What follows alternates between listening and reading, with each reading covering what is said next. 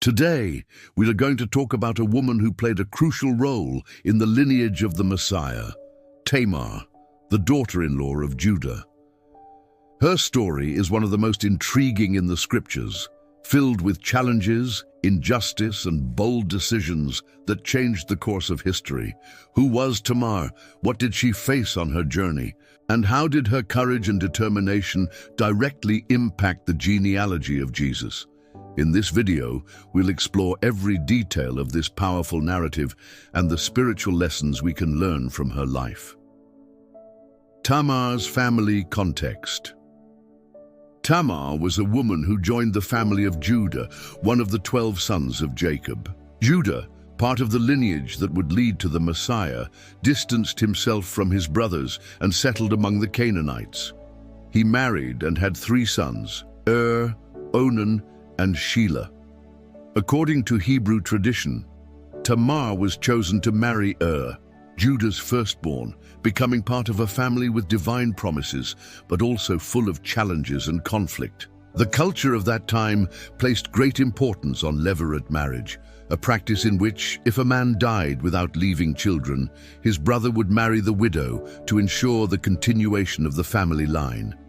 This tradition would play a central role in Tamar's story, marriage to and his death. Tamar married Judah's firstborn. As his wife, she was responsible for carrying on the family line, an important duty in that culture. However, was evil in the eyes of the Lord, and God took his life, as recorded in Genesis 38:7. The Bible doesn't detail the nature of his wickedness, but this event marked the beginning of Tamar's hardship. Now a widow and childless, Tamar was in a vulnerable position. This triggered the practice of levirate marriage, requiring Onan, brother, to marry Tamar to continue lineage, a key element in the fulfillment of Judah's genealogy and God's greater plan. Marriage to Onan and his death after death. Tamar was given to Onan, Judah's second son. His duty was to father a child with Tamar, who would be considered heir. However, Onan refused to fulfill his responsibility. According to Genesis 38:9, he spilled his semen on the ground to avoid giving Tamar a child. His actions disrespected Tamar, his deceased brother, and the family tradition. This greatly displeased God, and Onan also died. Now twice widowed and still childless, Tamar faced even greater vulnerability. Judah, fearing for the life of his third son Shelah, hesitated to fulfill the family obligation, setting the stage for Tamar's bold actions. Judah's promise and deception. Judah promised Tamar that when Shelah grew up, he would marry her. In Genesis 38:11, he told her, "Live as a widow in your father's household until my son Shelah grows up." But Judah had no real intention of honoring this promise. He blamed Tamar for the deaths of his sons and avoided giving Shelah to her. Tamar realized she had been unjustly denied her right. As a childless widow, her security, dignity, and future were at stake. So she decided to act boldly to secure justice and preserve the family lineage, a decision that would change everything. The encounter with Judah. Tired of waiting, Tamar came up with a bold plan. When she heard that Judah was on his way to shear his sheep in Timnah, she disguised herself as a prostitute, covering her face. Judah saw her and, not recognizing her, approached her and asked for her services. Genesis 38:14-15.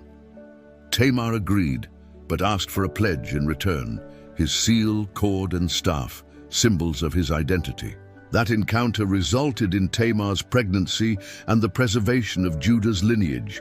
Her courageous and strategic move shows how far she was willing to go to uphold justice and purpose, even at great personal risk.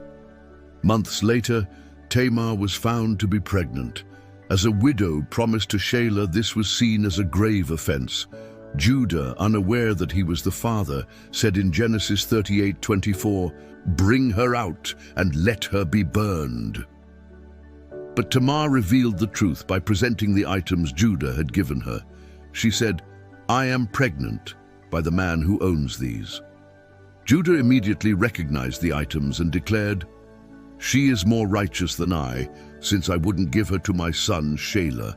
Genesis 38:26. Tamar was publicly vindicated. Her actions were not seen as immoral, but as a pursuit of justice. She played a key role in preserving the messianic lineage. The importance of Tamar in the messianic lineage. Tamar gave birth to twins, Perez and Zerah. Although Zerah's hand came out first, Perez was born first and became the heir. Perez would become a direct ancestor of Jesus Christ. In Matthew 1:3, Tamar is explicitly mentioned in the genealogy of Jesus, Judah the father of Perez and Zerah, whose mother was Tamar. Tamar's inclusion shows how God uses even the most unexpected people and situations to fulfill his promises and purposes. Tamar's story is a powerful narrative of justice, perseverance, and redemption. Here are a few key lessons. God uses difficult situations.